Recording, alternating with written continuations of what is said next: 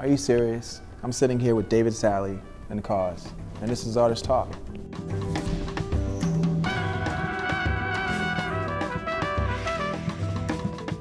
Have you ever gotten into any legal problems? Nothing that wasn't controllable. Well, everybody likes to play. Every creative person likes to play. You know, to spice your studio. We know that you won't be the one stuck outside of the party.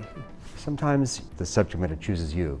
I would take the PATH train to World Trade and work 1 Avenue up to 36th Street and back down to World Trade. We're gonna put on a pretty bitchin' show right now. Oops.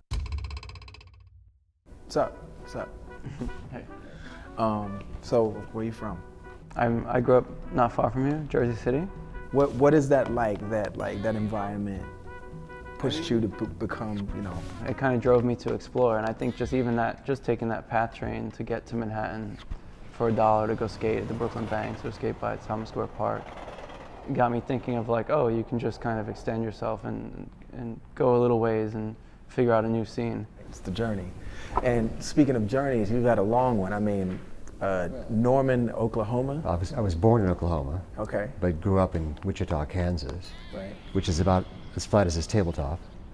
So that it was a horizontal existence.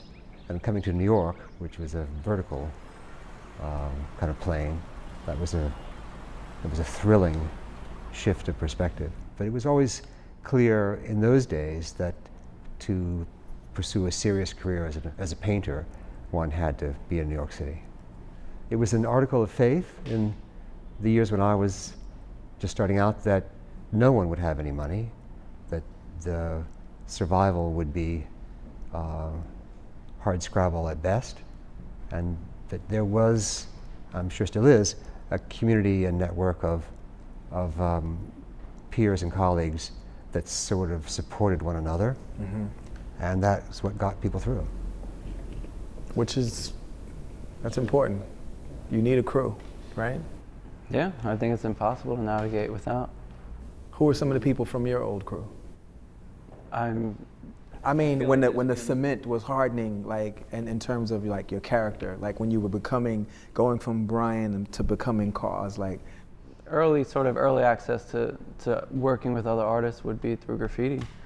And, you know, I was fortunate to be able to paint with guys a bit older than I, like Zephyr and Revolt, and then also younger guys like West and Crash, John Matos. How old were you when you started? What was the first entry point? Teens, like. Really? Yeah, in high school. And you would come in the city and go out at night? I would take the PATH train to World Trade and work 1 Avenue up to 36th Street and back down to World Trade, and then go another night and pick a different avenue. And one of the guys I used to paint with, this guy TD, he was a few years older and he drove, and we used to go up to the Cross Bronx and the Major Deegan and just get out and bomb the highways. And, you know, eventually you're meeting kids and you're painting different boroughs. And, you know, I was in high school, I was trading photos with kids in Spain, kids in Germany. And my first trip out of the country was to Germany, and I went and crashed at a kid's house, painted walls, got taken around. It was just like instant family, just because you know the person's work and they know your work. Interesting. But did you also have already in mind the idea that this would have another life, a gallery? No, not at all. Even as I was sort of getting less interested in doing lettering and piecing and getting into like painting over the advertisements and stuff, I never, I always assumed that, oh, this is great, like I love doing this and I have to find a way to support doing this, Like I thought there'd be like two parallels, like a working parallel and what I like to do parallel.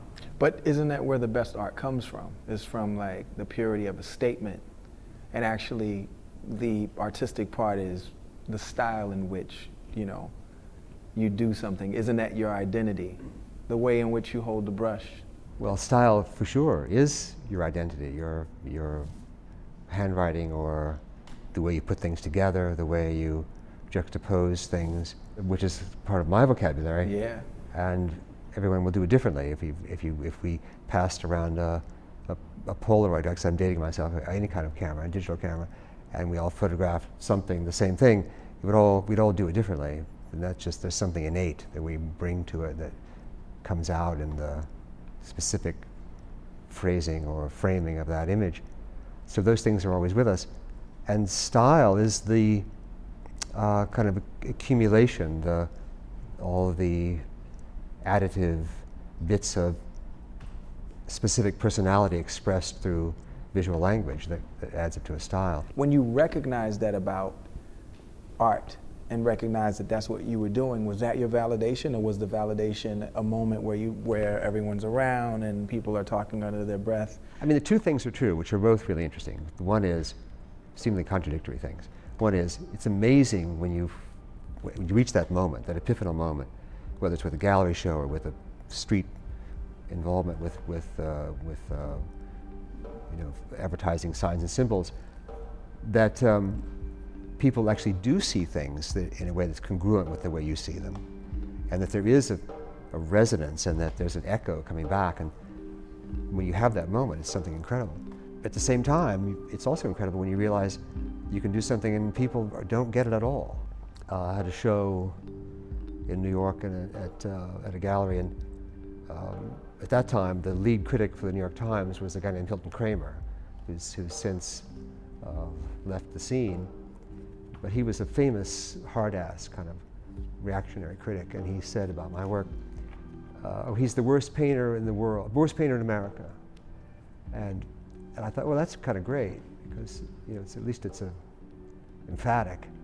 And a couple of years later, I met Roy Lichtenstein, and I told him that story, and Roy said, oh, he said the same thing about me 20 years before. Mm-hmm.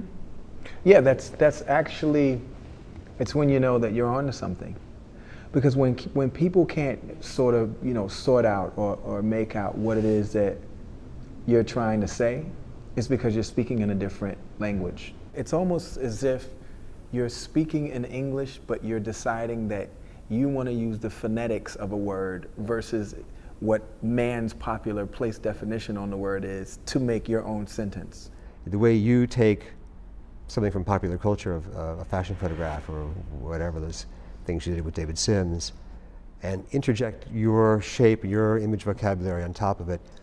There's something friendly about it and deadly subversive at the same time, and also just plain graphically appealing. That's kind of the trifecta. If you can do that in a simple image, that's a lot. What does it feel like to hear David Salle say that about your work? It's an honor. He's judging your personality. Yeah. At the time, advertising was dominating Manhattan with all these big building side, murals, and taking over a lot of spots that were, graph spots for ages. A lot of the art that I kind of came into when I was younger was through magazines and stuff, and I always wanted to take this work and sort of filter it and communicate back through it in a way that, like you said, wasn't really a defacement. It was more of like a coexistence. What did you do to support yourself before your art began to support you? You mean as a job? Yeah. Oh, I did a little bit of everything.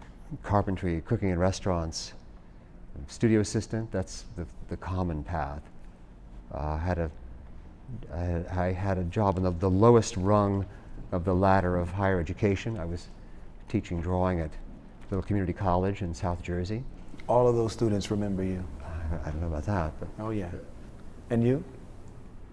I mean, I was fortunate enough that, growing up with friends who had companies like James Jebbia with Supreme and Stash and Future, and when I was in school, I was already starting to do work and doing design work for them, and I got to meet a lot of people and work, on things that I was just sort of interested in. I worked in animation. That's one thing I really wasn't interested in, but out of college, it was just a check.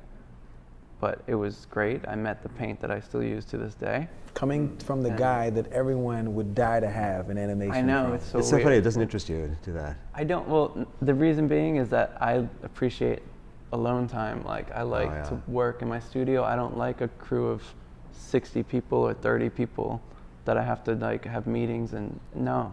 I know what I want to do, and I don't want to have a lot of meetings right now.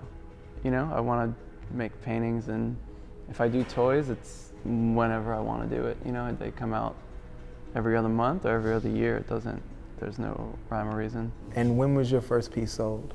I think it was 1979, and I remember it because I really was broke, and it was sort of those windfalls that just happened out of the blue that sort of solved a lot of problems at the time.